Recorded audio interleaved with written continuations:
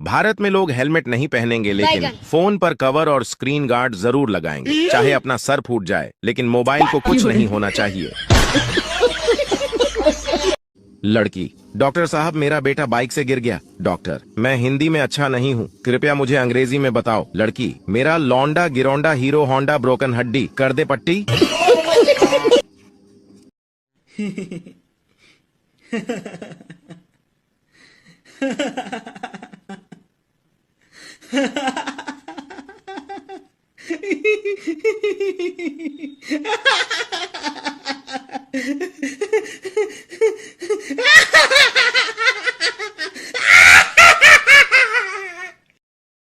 सुबह ब्रश किया तो टूथपेस्ट में लौंग थी, फिर चाय पी उसमें भी लौंग थी, दोपहर में दाल खाई उसमें भी लौंग थी, रात को बिरयानी खाई उसमें भी लौंग थी, सोने से पहले पान खाया उसमें भी लौंग थी।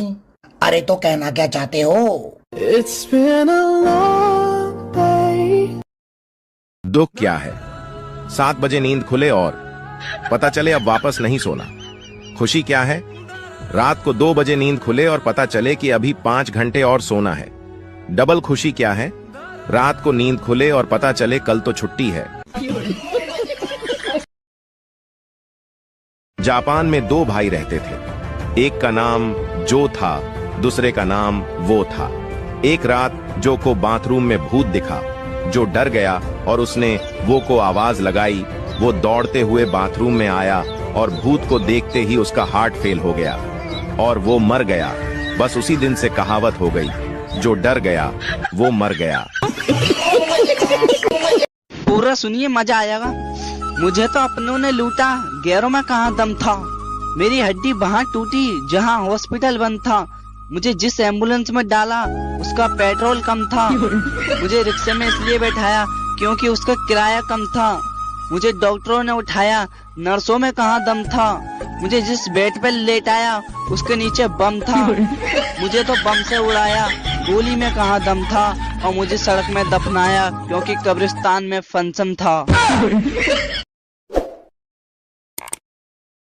एक माँ ने अपने बच्चे से मार्कशीट मांगी। बच्चे ने मार्कशीट दिखाई जिसमें उसे गणित में 100 में से 90 अंक प्राप्त हुए थे। माँ ने मार्कशीट देखी और उसे जोर जोर से पीटने लगी। फिर बोली, तुम कब से इतने समझदार हो गए? जरूर तुमने 9 के 90 करे हैं। 0 अपने आप पढ़ाते हो। बोल बोल कर बस उसे पीटे ही जा रही थी और बच्चा बेचारा रोए जा रहा था। बच्चा हाथ जोड़ जोड़ कर बोल रहा था कि माँ, मैंने 0 नहीं बढ़ाया। मगर माँ कुछ सुनने के मूड में नहीं थी और उसे बस पीटे ही जा रही थी। 3 साल बाद माँ ने अपने बच्चे से फिर से पूछा कि सच सच बताओ, तुमने 0 बढ़ाया था? बच्चे ने कहा, नहीं माँ, मैंने 0 नहीं बढ़ाया था। माँ ये सुनकर फिर से गुस्सा हो गई और बच्चे को पीट कर चली गई। फिर बच्चा रोते हुए बोला कि दोस्तों, मैंने 0 नहीं बढ़ाया था, मैंने तो 0 के आगे 9 बढ़ाया था। और ये बात दूर खड़ी माँ ने सुन ली और आगे क्या हुआ आप देख ही सकते हैं।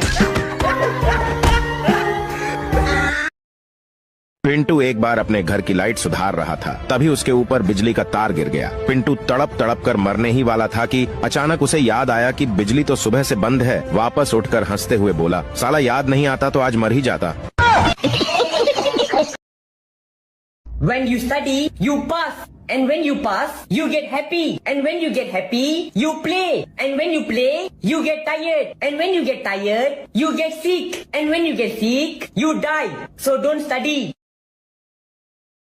होली पर इतने भी पुराने कपड़े मत पहन लेना कि कोई रंग लगाने की बजाय रोटी देकर चला जाए।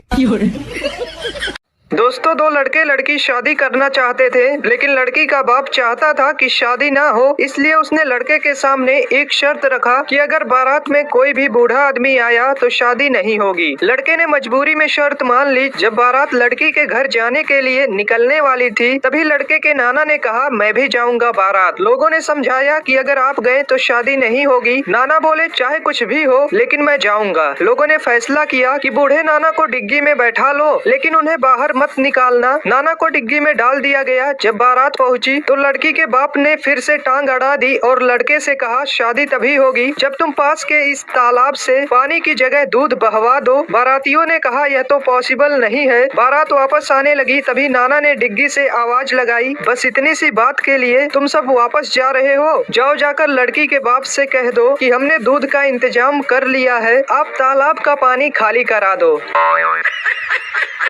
अमेरिका में जब कोई बच्चा बाइक से गिरने के बाद घर पहुंचता है तो उसकी माँ सबसे पहले उसे बिठाती है, देन डॉक्टर को कॉल करती है।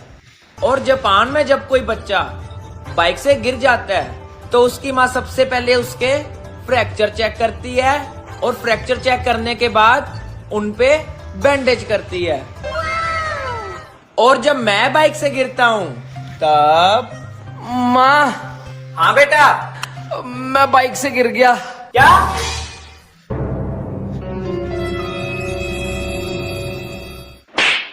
और तेज चला बाइक।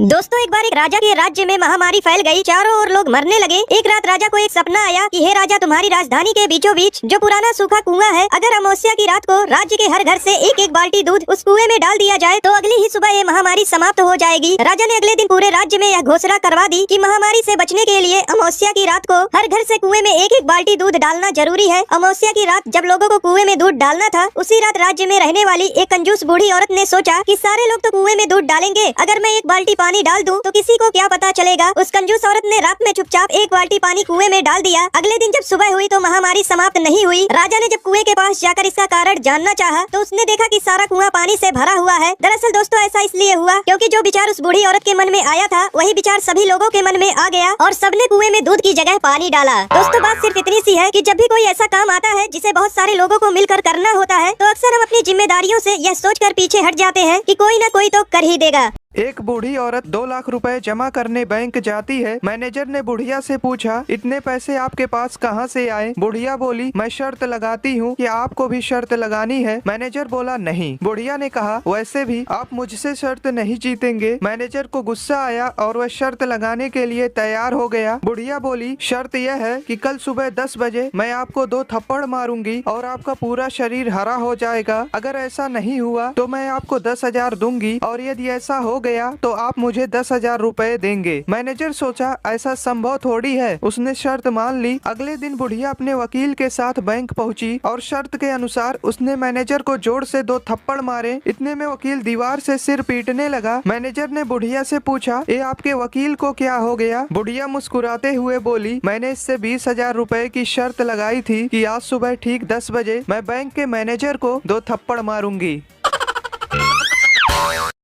एक रात एक चोर एक घर में घुसा। दरवाजा खोला तो एक बूढ़ी औरत सो रही थी। खटपट की आवाज से उसकी आंखें खुल गईं। चोर घबरा गया, लेकिन बुढ़िया बोली, डरो मत बेटा, लगता है किसी मजबूरी के कारण तुम ऐसा काम कर रहे हो। कोई बात नहीं, अलमारी में एक तिजोरी है, उसमें का सारा पैसा और गहना तुम चुपचाप ले जाना, लेकिन पहले मेरे पास आकर बैठो। मैंने अभी अभी एक सपना देखा है, वह सुनकर जरा मुझे उसका मतलब तो बता दो। चोर बुढ़िया की बातों में आ गया और चुपचाप जाकर उसके पास बैठ गया। बुढ़िया ने कहा, बेटा, मैंने देखा कि मैं एक जंगल में खो गई हूँ। तभी एक कौवा मेरे पास आया और उसने 3 बार जोर जोर से बोला, पिंटू पिंटू पिंटू। बस फिर सपना खत्म हो गया और मेरी आंखें खुल गईं। जरा बताओ इसका क्या मतलब हुआ? चोर सोचने लगा। इतने में बुढ़िया का बेटा पिंटू अपना नाम जोर जोर से सुनकर उठ गया और अंदर आकर चोर को जमकर पीटा। बुढ़िया बोली, बस करो, अब मत मारो। चोर बोला, नहीं नहीं, मुझे और मारो, ताकि मुझे आगे से याद रहे कि मैं एक चोर हूँ, सपनों का मतलब बताने वाला नहीं।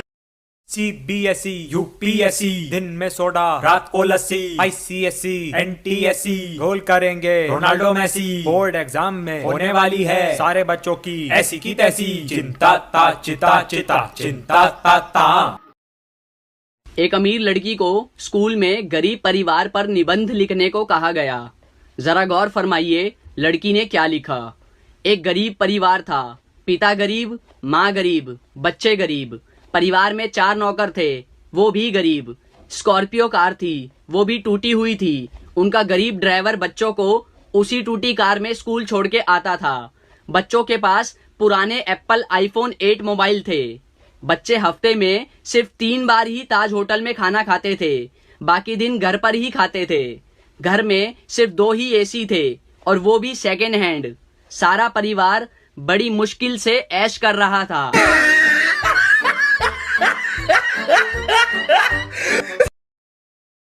फेसबुक से थक जाते हैं तो व्हाट्सएप चले जाते हैं, जब व्हाट्सएप से थक जाते हैं तो इंस्टाग्राम पर चले जाते हैं। ओह माय गॉड, इतनी भाग दौड़ भरी जिंदगी। एक लड़की जा रही थी, उसका पेन गिर गया। एक लड़का उसका पेन उठाकर दिया और बोला, आपका नाम? लड़की बोली, पिता के पहले और माता के बाद लगाते हैं वही है मेरा नाम। आप बताओ लड़की का क्या है नाम? ये बड़ी अच्छी बात कही आप। इंग्लिश की क्लास में गोलू लेट पहुंचा। English teacher, Golu why are you so late? Golu, madam वो ना। Teacher, Golu speak in English. Golu, madam my car was फसिंग इन कीचड़, नो हिलिंग नो डुलिंग, ओनली भुर्र भुर्र करिंग। सोचा था 2 शादियां करूंगा, एक पीटेगी तो दूसरी बचाएगी। रात को सपना देखा, एक ने पकड़ रखा था, दूसरी पीट रही थी। दोस्तों, एक कसाई के घर चूहा, कबूतर, मुर्गा और बकरा रहते थे। एक दिन कसाई चूहा पकड़ने के लिए एक चूहादानी ले आया। जब चूहे को यह बात पता चली तो वह भागा भागा कबूतर के पास गया और बोला, बहन मेरी मदद करो, कसाई चूहादानी लाया है, उस चूहेदानी को कहीं दूर फेंक आओ। कबूतर बोली, चूहेदानी से मुझे क्या खतरा, मैं क्यों फेंकूं? अब चूहा मुर्गे के पास गया। मुर्गा हंसकर बोला, ये तो मेरी समस्या नहीं है, तुझे खतरा है, तू जाकर फेंक। बेचारा चूहा दौड़ते हुए बकरे के पास गया। बकरा बोला, चूहेदानी में मैं थोड़ी फंसने वाला, मैं ऐसा बिल्कुल नहीं करूंगा। निराश होकर चूहा अपने बिल में चला गया। रात को अचानक खट की आवाज आई। कसाई की बीबी को लगा कि चूहा चूहेदानी में फंस गया है। वह चूहेदानी के पास जा रही थी, अचानक उसे सांप ने काट लिया। कसाई अपनी बीबी को वैद्य के पास ले गया। वैद्य बोला, इसे कबूतर का सूप पिलाओगे तो ठीक हो जाएगी। कसाई ने कबूतर का सूप बनाकर अपनी बीबी को पिला दिया। उसकी बीबी ठीक हो गई। कसाई ने अपनी बीबी के ठीक होने की खुशी में मुर्गे को काटा और खा गए। जब पड़ोसी को पता चला कि उनकी पत्नी ठीक हो गई है तो सब पार्टी मांगने घर आए और कसाई ने पार्टी में बकरा बनवा दिया। दोस्तों, यह वही कबूतर, मुर्गा और बकरा थे जो चूहे के मुसीबत के समय में उसका साथ देने के बजाय उसका मजाक उड़ा रहे थे, क्योंकि उन्हें सिर्फ यही लगता था कि यह सिर्फ चूहे की प्रॉब्लम है, ना कि मेरी। एक पिता अपनी बेटी के लिए लड़का देखने गया। उन्होंने लड़के के पिता से पूछा, छोरो काई करे है? लड़के के पिता ने कहा, सीए है। उन्होंने पूछा, छोरा की बहन काई करे है? पिता ने कहा, वाह भी सीए है। उन्होंने फिर पूछा, छोरा की माँ काई करे है? पिता ने कहा, वाह भी सीए है। उन्होंने फिर पूछा, अरे वाह, सब सीए है, मतलब आप भी सीए ही होगा? लड़के का पिता, ना ना, मैं तो घाघरा ब्लाउज कटिंग करूं, ये सब लोग सीए हैं।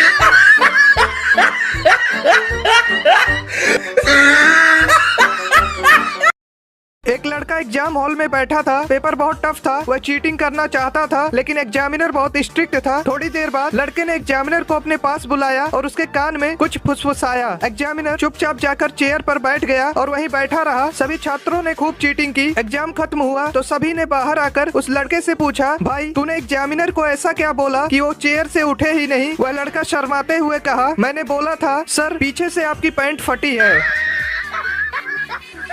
एक तरफ पूरा प्ले बॉय समाज डरा हुआ है तो दूसरी तरफ धोखा खाया पूरा एक समाज खुशी मना रहा है। तो एक कहानी है मुजफ्फरनगर की, जब एक लड़का और एक लड़की रिलेशनशिप में आते हैं। जिंदगी में खुशी के पल पिरोकर एक दूसरे के दिन हसीन बनाते हैं। भरोसा एक ऐसी चीज है जिसका कोई सर्टिफिकेट नहीं होता, इसलिए विश्वास करके एक दूसरे को गले लगाते हैं। पर एक दिन खिड़की से एक परिंदा एक कागज लेकर आता है, जिसे पढ़कर उस लड़की का दिल एकदम टूट जाता है। खुदगर्जी की चिट्ठी पढ़ती है जिसमें लिखा होता है कि मेरे घर वालों ने मेरी शादी कहीं और तय कर दी। पर वो कहती है कि सुनो, हम मना लेंगे, तुम्हारे घर वाले ही तो है, समझा देंगे। पर लड़का कुछ बहाने बनाने के बाद साफ मना कर देता है। तो लड़की सवाल करती है, ये बात तुम्हें तब याद नहीं आई जब तुम मेरा जिस्म नोच रहे थे? तो लड़का गुस्सा होकर कह देता है कि देखो, इसमें दोनों की मंजूरी थी। पर लड़की कहती है कि मंजूरी इसलिए थी क्योंकि तुम मुझसे शादी करने वाले थे। लाखों बार ना सुनने के बाद लड़की एक प्लान बनाती है और उसे मिलने बुलाती है और दोनों मिलकर ये डिसाइड करते हैं कि एक आखिरी बार हम बिस्तर होंगे। और रूम में पहुंचने के बाद जब उनके बीच ये सब शुरू होता है तो लड़की नीचे जाकर उसका काट देती है। उसने सही किया या गलत ये कमेंट्स में जरूर बताना। बाकी भेज दो अपने सभी प्ले बॉय दोस्तों को। ये भी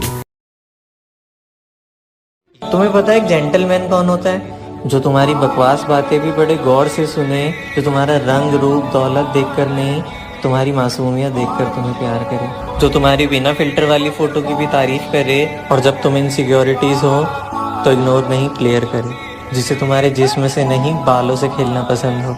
जो तुम्हारी मर्जी के बगैर तुम्हें उस नज़र से देखे भी ना, भले ही तुम्हारी आँख खुली हो या बंद हो। जो तुम्हें भले ही कितना भी प्यार करता हो लेकिन अपनी माँ को हमेशा प्रायोरिटी दे। जो महंगे महंगे गिफ्ट्स भले ही ना दिलाए लेकिन तुम्हारे पीरियड्स में तुम्हें एक चॉकलेट जरूर ला कर दे। जो भले ही तुम्हारी गलतियों पे तुम्हें डांटे लेकिन दूसरों के आगे बहुत रिस्पेक्ट से बात करे। जिसके पास ऑप्शंस भले ही कितने हो लेकिन वो हमेशा सिर्फ तुम्हें ही चुने। जो तुम्हारे आगे रोने से बिल्कुल ना शर्माए और उसे देखकर जब तुम रो दो तो वो चुप हो जाए। और अगर ऐसा लड़का तुम्हें मिले तो उसका साथ कभी मत छोड़ना।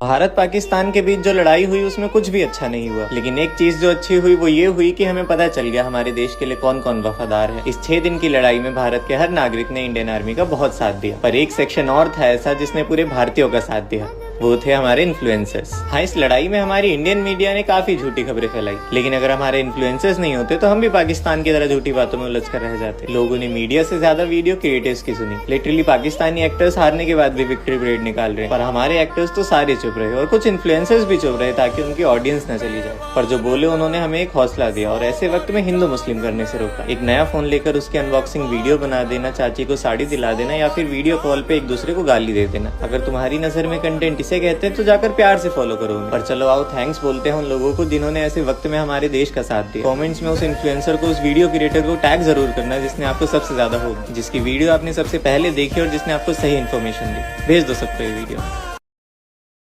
एक बच्चे का जन्म होने वाला था। जन्म से कुछ समय पहले बच्चा भगवान से बोला, हे प्रभु, मैं इतना छोटा हूँ, खुद से कुछ कर भी नहीं पाता, भला मैं पृथ्वी पर कैसे रहूंगा? मुझे कहीं नहीं जाना, मुझे अपने पास ही रहने दीजिए। भगवान बोले, हे बालक, मैंने तुम्हारे लिए एक फरिश्ता चुना है, वो तुम्हारे लिए मुस्कुराएगा भी और तुम्हारा ख्याल भी रखेगा। बच्चा बोला, जब लोग मुझसे बात करेंगे तो मैं समझूंगा कैसे? मुझे तो उनकी भाषा भी नहीं आती। भगवान बोले, तुम्हारा फरिश्ता तुमसे मधुर शब्दों में तुमसे बात करेगा, वो तुम्हें चलना, बोलना और प्रार्थना करना भी सिखाएगा और वो तुम्हें सभी बुरे लोगों से बचाएगा, भले ही उसकी जान ही क्यों न चली जाए। इस बीच पृथ्वी से किसी के कराहने की आवाज सुनाई दी। बच्चा समझ गया कि अब उसे जाना होगा। बच्चा बोला, हे ईश्वर, मेरे जाने का समय हो गया है, कृपया करके मुझे उस फरिश्ते का नाम बता दीजिए। भगवान बोले, तुम नाम जानकर क्या करोगे? बस इतना जान लो, तुम पृथ्वी पर उसे माँ कहकर बुलाओगे तो बस अपनी प्यारी माँ के लिए एक लाइक करके सब्सक्राइब कर दो। दोस्तों 3 लड़के थे, तीनों ने मिलकर एक बॉल खरीदी जिसकी कीमत 30 रुपए थी। तीनों ने 10-10 रुपए मिलाकर 30 रुपए दुकानदार को दिए और वो दुकान से जाने ही वाले थे, तभी दुकानदार को याद आया कि बॉल तो सिर्फ 25 रुपए की है। दुकानदार ईमानदार था, उसने तुरंत अपने नौकर से 5 रुपए लौटाने को कहा। जब नौकर ने 5 रुपए वापस किए तो तीनों लड़कों ने खुश होकर 2 रुपए टिप उस नौकर को दिए और 1-1 रुपए आपस में बांट लिए। कुछ देर बाद एक लड़का कहने लगा कि हमने तो 9-9 रुपए खर्च किए हैं, इसलिए बॉल की कीमत हुई 27 रुपए और फिर 2 रुपए नौकर को टिप दिए, मतलब हुए 29 रुपए, लेकिन हमने तो टोटल 30 रुपए दिए थे। आखिर 1 रुपया कहाँ गया? दोस्तों अगर आप समझ गए हैं कि 1 रुपया कहाँ गया तो जरूर बताइए और अगर इसका सही जवाब जानना चाहते हैं तो कमेंट बॉक्स में पिन है।